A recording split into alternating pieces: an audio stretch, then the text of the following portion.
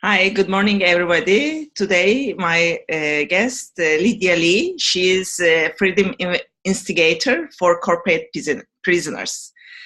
I met her while I'm doing my search for freedom-based business. I was giving a short workshop last couple of weeks ago, and when I made some search who is doing how they do, and I come across with Lydia, and what she's doing very attract me because she lives in Ubud, Bali.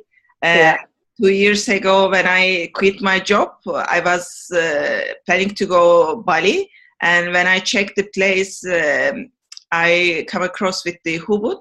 Ubud is a co-worker co-working space, and very, very nice, very, very attractive. Lydia, she's from Vancouver, Canada. 2.5 years ago, she quit her job and moved to Bali, and she's working there and traveling all over the world. And I want to say welcome, and would you like to introduce yourself? Yeah, so first thing I want to say is thanks for the great introduction. Well, actually, I quit my job about 5 years ago, but I moved to Bali 2.5 years ago. So I was running my first business in Vancouver, then Screw The Cubicle was born probably about 4 years ago, and now obviously I do Screw The Cubicle full time. And yeah, so basically in a nutshell, I help, high achieving corporates that are seeking more meaningful lives and more purposeful expression of their work to develop and create business ideas that are aligned with who they are and aligned with the skill sets and the passions and basically bring more meaning to the work. And of course, teaching them how to launch their first business. Mm-hmm, mm-hmm. When I check the Ubud, there are more like technical people, and yeah, it's a bit of a mix. Yeah, I want to ask who are your customers mostly? Who are coming to Ubud? Not only your customer, but who seek this kind of what kind of high achievers want to have this? Right. Well, in the beginning, as everyone knows, the kind of book that started it all, which is Tim Ferriss's book, The 4 Work Week, right? Which everyone knows is this kind of famous rebel book about breaking out of corporate and doing things your way and hacking into the lifestyle that that you really want. And so, in the beginning, when the 4-Hour Work Week came out, I have to admit that I read it. And I couldn't really resonate with it too much because I too thought that, these guys are obviously like tech guys, they're web designers, they're programmers and coders. I'm not that kind of person, my skill set's very intangible. It's like service-based, right? Consultancy and things like that. So I never really thought that I could do this sort of lifestyle either. And the reality of it is that, yes, it attracts a lot of the techie guys because in that industry, it's very normal to work kind of from anywhere. As long as you have an internet connection, nobody really cares where you design their website as long as you design their website. And when you design also. Yeah, that's right. Yeah, exactly. And so tech entrepreneurs or tech contractors, let's say, have had an easier time kind of being more mobile because their job doesn't require them to be face-to-face with somebody, right? They can do their work online and everything is fine. They don't need to be physically there.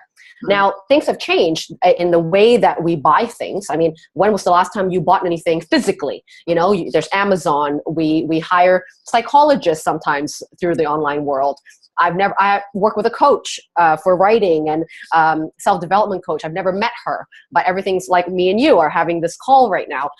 Technology has really changed the way people like me and you, which are in service-based more professions, to be able to play in this world too. So I know that wasn't the quick answer you wanted, but yes, tech is where it started, I think, where people were able to do more of that kind of work being mobile. And now it's really all people like me and you and tech guys that are being able to kind of create a career without physically being somewhere, right? Because people trust to buy online now, right? People's brands, right? As long as they trust you, you're giving value, they recognize you as an authority in the work that you do, they'll buy a course from you. They'll buy a coaching session from you, right? It's not abnormal to do a Skype call and fix someone's problem like you and I are doing here, right? So the people that are attracted to Hubut, so this is where I am now. I'm in a meeting room in the co-working bamboo office, as you can see. Very nice. And yeah. Yeah. You know, everybody's kind of coming here from all different types of occupations. So you've got web designers, you have coaches like me. There's even I know someone who's a doctor that does, you know, her career online by developing products in the health industry. You've got writers that are here. You've got health fitness coaches that are here. And then of course the programmers, the coders, and all those guys as well. So really anyone that's able to work online comes here. And they're a mix of entrepreneurs, and they're also a mix of new startups, and they're also a mix of just people who are freelancing. Don't have a business, but just contracting them out, you know, their skills and working on a project or something like that.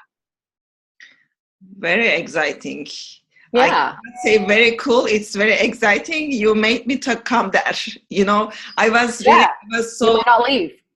Courageous to come 2 years ago, but the last minute I changed. If I came there, I definitely want to see Hubut, but I will put my vision board that I'm gonna come soon. Yeah, that'll be great. Yeah, because one thing, when I quit my job, I didn't like to see the same people, same environment. I want to meet different people, you know, connect with like-minded people. And so really I like this co-working space, this kind of place, because I can connect with my other peers from other industries, and I don't need to go, you know, another meetings to meet them, find them, and like making we can say it's kind of this kind of office like a new style bazaar, like before. Yeah, I like that. Yeah, outside, but now it is in the office or in a place like, you know, inside the nature, like Hubut. Yeah, you can enjoy the nature, and you can be technical too. You can the word, and it's really so much exciting. Not that small. Yeah, and it's exciting that, you know, we live in a world now where technology has afforded us this lifestyle that's more possible than it was in, like, you know, the days of my parents, right? Where they would never dreamt of being able to be this flexible. So because of that, I think more of us need to take advantage of this, you know, because we live in a time and age where you know, the modern technology and different ways of working is now being introduced. So we have to learn how to work differently. We have to learn how to market ourselves differently. And we have to learn, you know, how to make money differently, because the world is changing as well, right? Yes, so we can say this is a new type of business rather than conventional. Some part is conventional, maybe. This, you know, trust factor or doing the agreements kind of things. It will continue, you know, later it will also continue, but it is a new kind of freedom, free from space, free from time. Well, and also you're happier, right? When your lifestyle is fun and it's exciting, and, you know, things that you're doing out of the office or out of work is also part of your joy, right? Your people that like to travel, or people, you know, you don't have to travel like me, for example. Sometimes I'm not.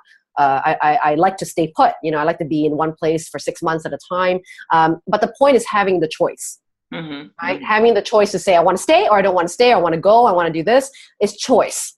I think that's the kind of biggest common gift that everybody is, you know, wanting to get when we lead these sorts of lifestyles or try this sort of different way of working, is ultimately is giving ourselves more choices in our lives so that we can make better decisions that make us happy. Definitely.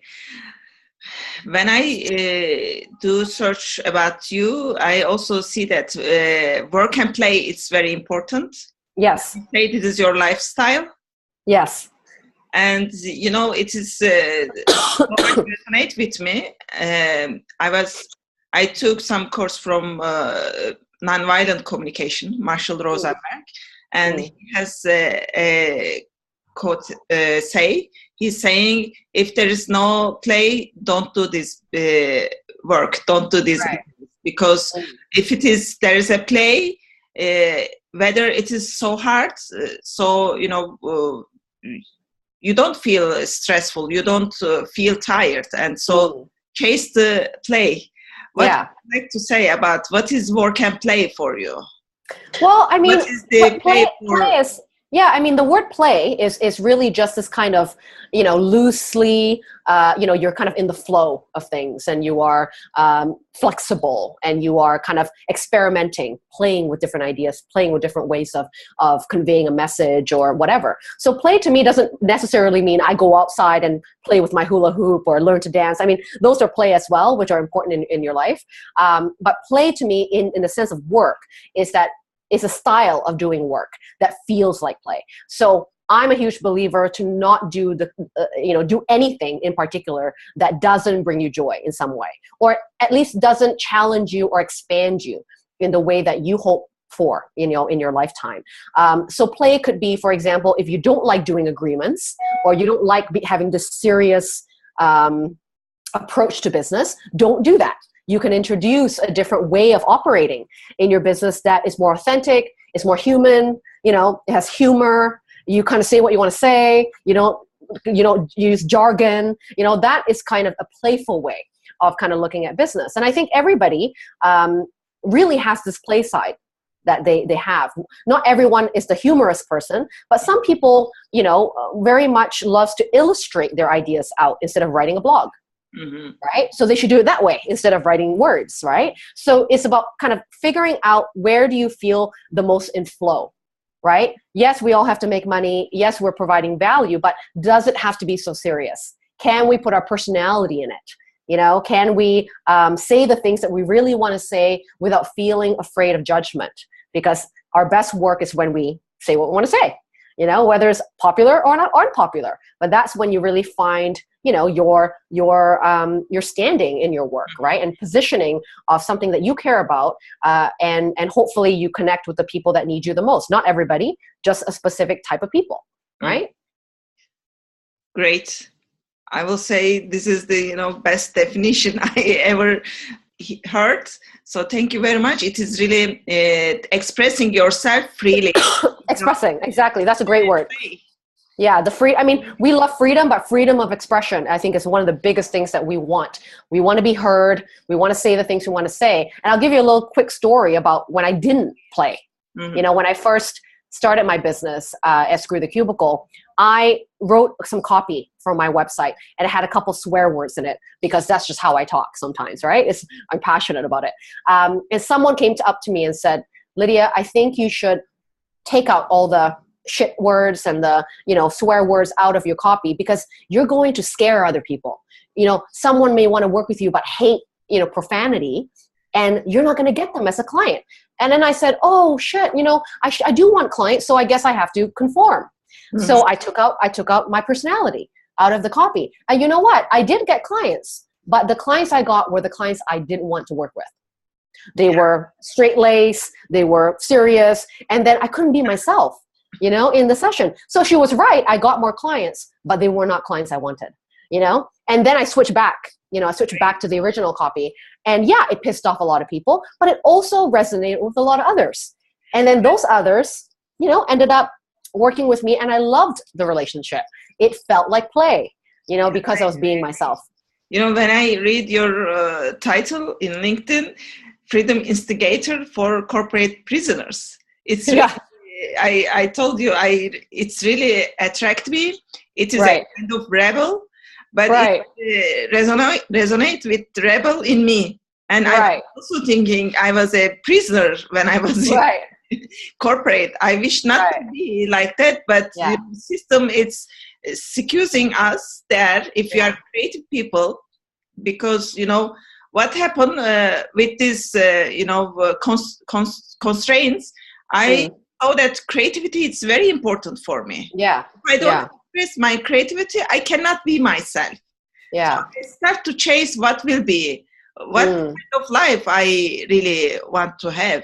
So after that, I saw creativity and yes, expression.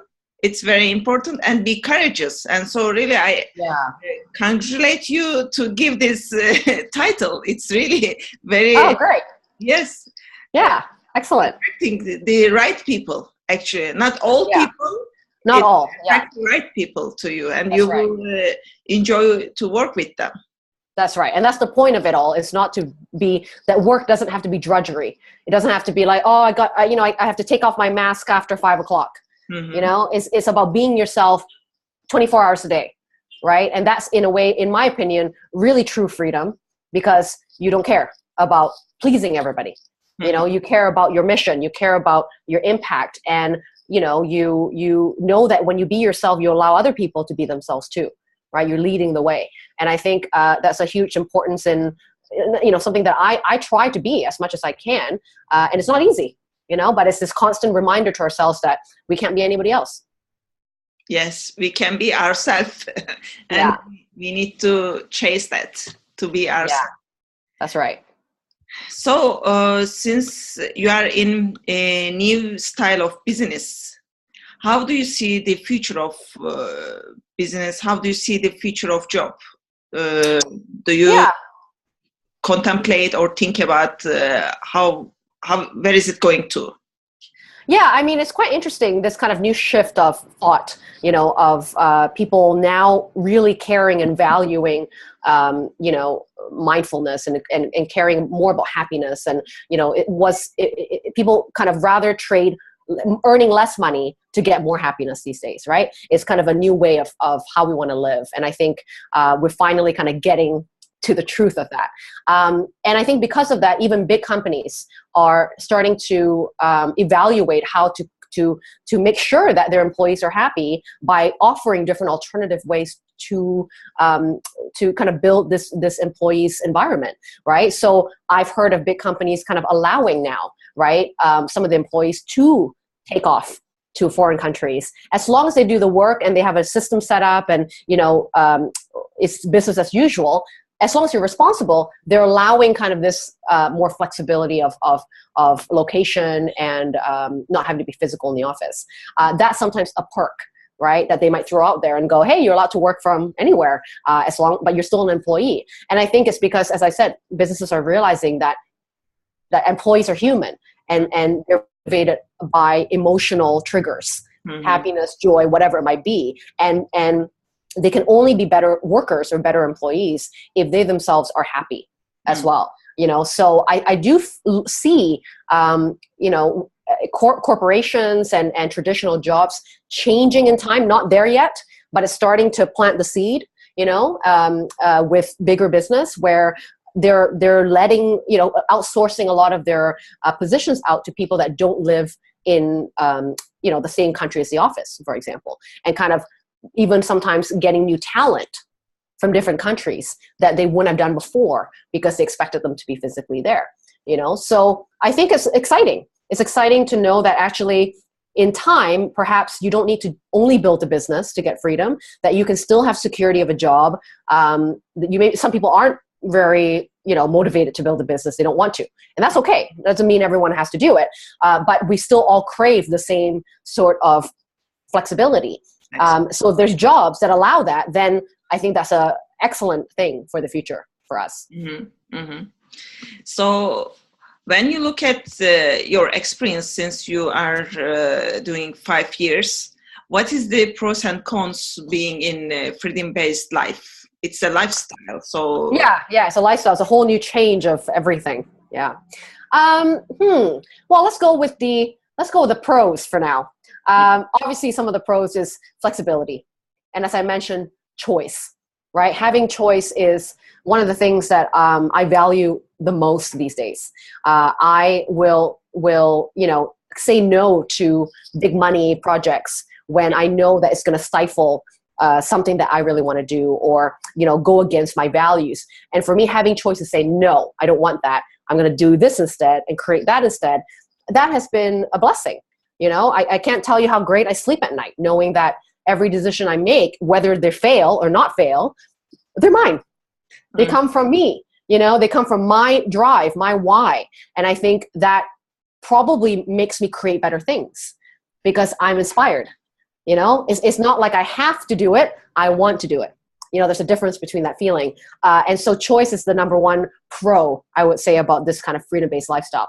And of course, if you're like me, where you're constantly wanting to grow as a human being an entrepreneur and being in foreign countries, it's going to give that to you.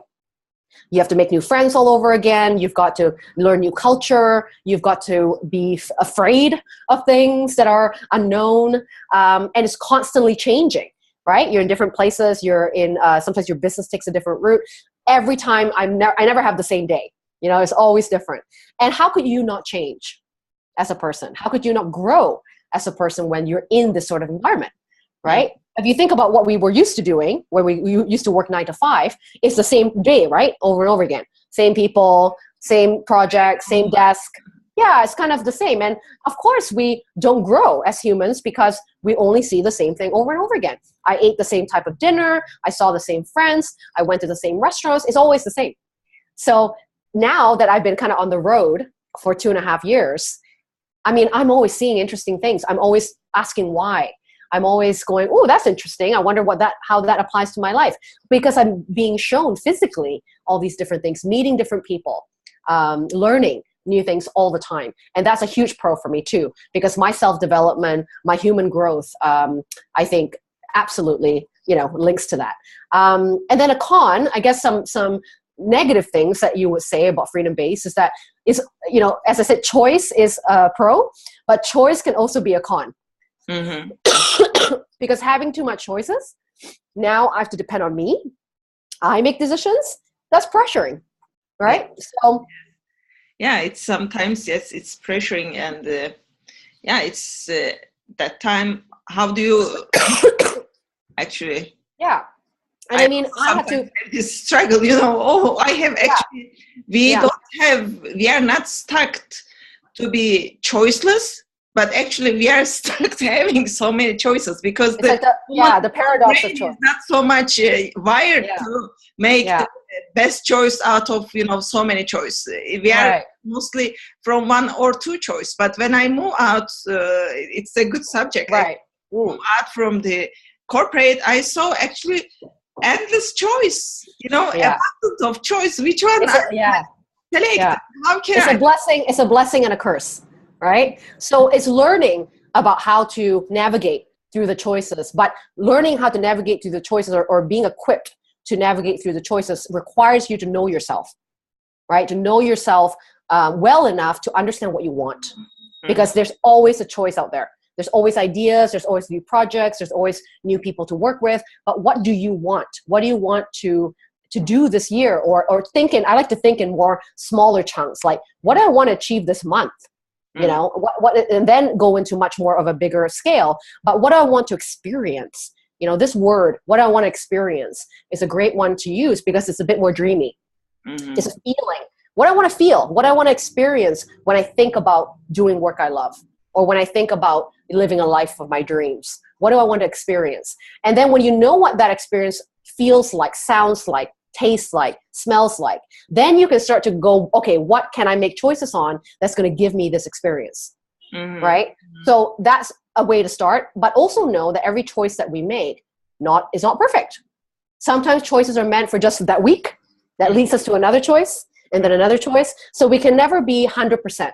And perfection absolutely kills creativity, right? Mm-hmm. Perfection makes us stop and pause too long before making the next step. But it is the next step that we have to make to then reveal the next door. So it is like not going to shiny objects. Yeah. Wise with your selections. Be responsible. So both like be playful and be wise. Yeah, and be flexible, because sometimes you make a choice and you go, oh, I want that. I want to do that only. And then let's say another opportunity comes to your world. You may ignore it because you're so stubborn to go, it's got to be like this. And then you can miss out on other opportunities that could be actually an amazing opportunity, but you wanted it exactly like this. So I've really learned to be flexible with my choices. And again, this word experience, what I want to experience. And that way, however the choice comes in any sort of, format or mask, I can just go, I can gauge, does that give me the experience I want? Who cares about how it looks? Does it give me the experience I want? And I think that's really helped me be more mindful about my choices, about checking in. Is this a feeling I want? Is it going to bring me a feeling I want? And then I can say yes or no, right, to certain things. But yeah, choices is the number one thing that sometimes occurs, because it's now, no one's telling me what to do. I don't have a guidebook. I don't have a employee manual to say this is my boundaries of my role. Being an entrepreneur and seeking this sort of lifestyle, there is no rule. There's no map that someone says, take this route and it will be amazing for you. Everybody's route is different. Everybody's route is different. And the second thing that I want to say about the negative aspect is you're going to have to look at your own shit. Basically, all the fears, all the way of behaving that has never served you before, you're going to face them. You're going to face it all. So be ready and prepared to actually be digging into self-development, because entrepreneurship to me is almost like first year of entrepreneurship is like 8 years of therapy. You find out everything about everything you've been afraid of, what's been, you blame your mother. I mean, all sorts of things come into play of when you start to go, I don't know what I'm doing. And then you be hard on yourself and you say all the things you're not good at and be hard on yourself. This is the time where you really discover your relationship with yourself. Are you going to parent yourself in a positive way? Are you going to be more positive in your mindset? Are you going to learn new ways of thought and languaging so that you stop making yourself feel small? You're going to have to learn to be with yourself. And I think it's hard. It's a very hard thing for us to finally be alone with ourselves. But as you go through that change, what an amazing development of who you are. That's really great. I love it. I love it. You explain very good, very short and nicely, with your own experience. You're not saying from the book, you're not saying theoretical, but this is from your experience, and it's great. Because my mentor, she's saying that if you want to do self-development, this is the best self-development is to open your own business. And it's totally. Yeah, it's very true. Really, it's going to challenge you in ways that you never thought of. Yeah, absolutely. So I know Bali is so attractive, but why you choose the live in Bali? Well, I kind of came here by accident, to be honest.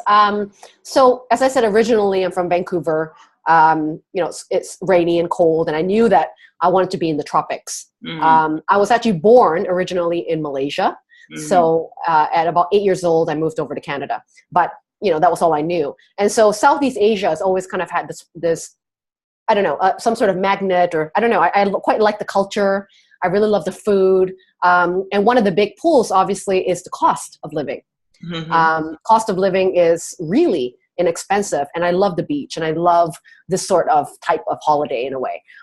So when I came out here to Southeast Asia about 2.5 years ago, my plan was only actually to be out here for 6 months. I went to Cambodia first, and then I ended up coming to Bali really for, I thought, 30 days. I thought, I'm just going to be there for a month. At the time, I was writing a course and a book with a friend of mine who's a psychologist, and I needed some quiet time to write. And someone said, you should go where, the writers go, the Eat, Pray, Love place, in Ubud in Bali. And I said, okay, I don't want to do the Eat, Pray, Love thing, but I do like the writing and the yoga and the good food and all that. So I came here and I spent 30 days here, and it went by in a flash. And I ended up prolonging my stay. And of course, finding this amazing community of other digital nomads and other people who are in this kind of new wave of work. And obviously coming to a place like Ubud and having a community, which is really important to me. I love to travel. I love to travel on my own, but I also really love to be around people. I love to know that I have people I can trust, I can talk to. And really, Ubud was that place for me. It provided me a community that was like-minded and shared similar values. And they wanted things in life that I wanted. So it's very easy to converse, very easy to help each other out. And I loved it. And I loved the lifestyle here. So it was by accident, but it provided me the lifestyle and the environment that allows me to thrive as well as an entrepreneur. Great. So there is also cooperations and support and help while you are working.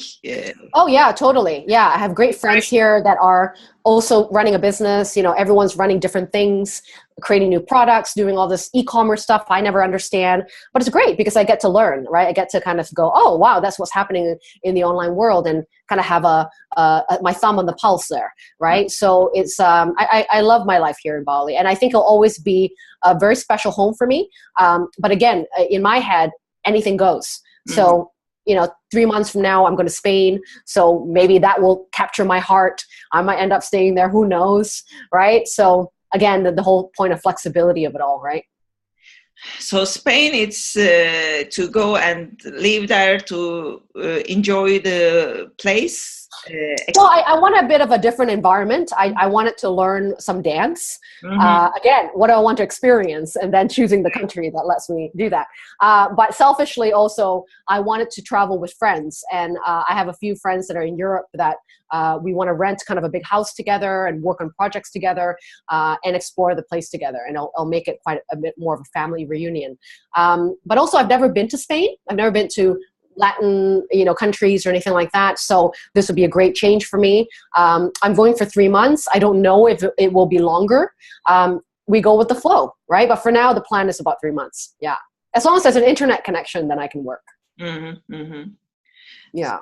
So how do you help people who want to leave the corporate job and, open their business or try the freedom-based life? Well, a couple things. So on my website, I have tons of great free content. So one of the things that I love doing is filming videos. They're not super professional or anything like that. They're just consistent stuff that I want to give away and kind of help people through the journey of that. And I also run a free group on Facebook called The Unconventionalists, which is basically all these people who are kind of rebels and, not wanting to conform to traditional life. And this is a support group almost for all of us to say it's okay to want this kind of life. And then personally, I coach a lot of people to kind of start their first business, right? I also coach a lot of people that want to launch kind of their first brand or their first offer, right? But a lot of people don't know what they're good at, right? They don't know how to first of all, identify their strongest skills. And then how do you turn that and translate that into a business? Right? It's very different to go from employee to kind of this business mindset. So a lot of coaching has to be done to kind of bring them onto this journey. And then we develop an idea. We develop a business idea that, for me, should be mobile. And so if you don't want a mobile business, I'm probably not the coach for you. But if you do want a business where you can run online, you're going to get more of my expertise on that, right? Because that's what I do. And specifically, a lot of people that are most attracted to my work are people like me that want to represent the work. So they're not someone that says, oh, I just want to create this, pair of shoes and then I want to sell it and I never want to look at it again. They are people that are really emotionally connected to their idea or want to be connected to work. Right? So they are mainly service-based people. They're mainly people that feel this need that their work is kind of their mission. They want to impact. They want to change things in the world and be able to make money with what they do. Right? So I guess to make the difference is that if someone wants to, let's say, create an Amazon product or go e-commerce, I'm not the girl. Right? I'm not that kind of startup entrepreneur coach. I'm the one that, teaches you how to be you in your business. You are the business. You are the brand. You are the representation. So I guess you could categorize this as personal brands, right? And they don't want to hide behind the business. They want to be the business, but they want to know, who am I? How do I express this? What do I create that is going to feel like, as you said, play, and value. And teaching them how to launch really their first signature offer, and that's the journey that I coach people on, to launch their first product, to launch their first business. That's so great. So it's also very good to define that how you are helping, what kind of people, and really this is also very good explanation for me. Do you want to be in the business or back of the business, you know. That's right. Yeah. It's also, and there's a big difference. There's a big difference. Yeah, a big difference. And I think, you know, when someone looks at my business, if they admire it and they say, oh, I love it when Lydia does that, or, you know, I love that she swears and do all the stuff, most likely they want to do the same thing. Not exactly the same thing, but just in this expression. Mm-hmm. Right. So if it's someone that, and that really works for personal brands the most, because people are buying you. Mm-hmm. and they're not buying the product, they're buying you. But if you were like, let's say, an Amazon reseller, they're buying the product. They don't care who's behind it all. As long as this thing does the thing, you know, you're selling, you can sell it. And it's a different strategy. It's a different mindset. All that is very different to create that sort of business. But for someone who's in a personal brand business, where most likely you're service-based, you're working with people, you see yourself working with people, maybe you create products, but at the end of the day, people are buying you as the leader, or you as the visionary, or you as the problem solver. And so you need to be, in a way, showing up for your business, right? And I do help with that to go, well, how do you show up, right? What marketing strategies are for you? Because I'm a video girl, but maybe you're not. Maybe you should never do video. You should try to find a way of influence, find a way of connection and communication that's meant for you, right? And that's the work that I'm interested to do, because then they can start to tailor their model and tailor the style of their business according to who they are, rather than trying to conform to a business that they think someone else wants to buy, right? That's great. Really, very good explanation. Thank you very much. Good. And what will be your advice who want to quit the job and start their own business? Well, the first thing that I would advise is not to go out there and start to get overwhelmed with, oh, should I do that? And should I do this? And should I do that? Oh, someone's doing that. And then, you know, get way too muddled and not get centered in who you are. The only thing that's ever going that can change is the idea, but you will never change. You're built a certain way. So then I would say the work that you should be doing is first finding out, what do I want to, how am I best to be of service? What can I teach or do or fix right now that someone else would find valuable? What are my skill sets right now? Almost kind of I like to do a brain dump where, you know, I get my clients to get a white wall and they have sticky notes and they write down everything they know how to do. Right? And kind of do a brain dump. And then they start to kind of take inventory and go, okay, out of all these skills, which are ones that I really don't want to do again, or I can do, but I don't like it anymore, or I don't enjoy it. It was just a degree I had or whatever. And then you remove those from the picture, right? And then you're kind of having a shorter list of things that you want to do versus things that you can do, right? And these are all skill sets. And most likely, most people's skill sets are transferable. Right? You can transfer it to different industries. You can create different things with it. So then the next question you have to ask is, what problems in the world do I want to help solve? Right? If I could be a part of a movement or a cause or a purpose, what would that look like? How can I use these skills to contribute to that particular cause?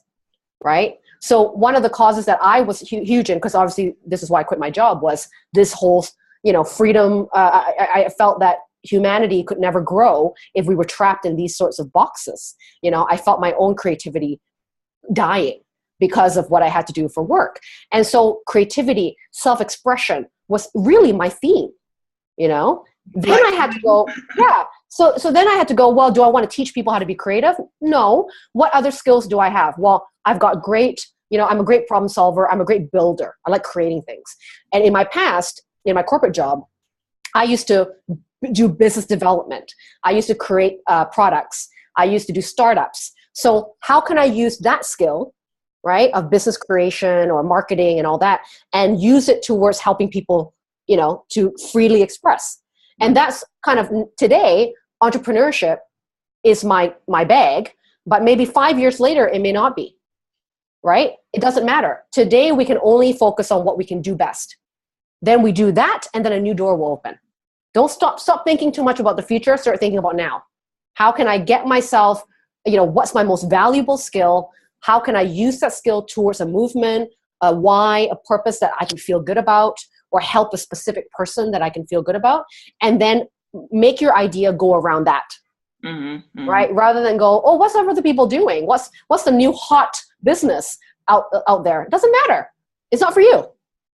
Focus on you. Focus on what you can do. Stop looking at other people, because you're going to start making all types of shit up.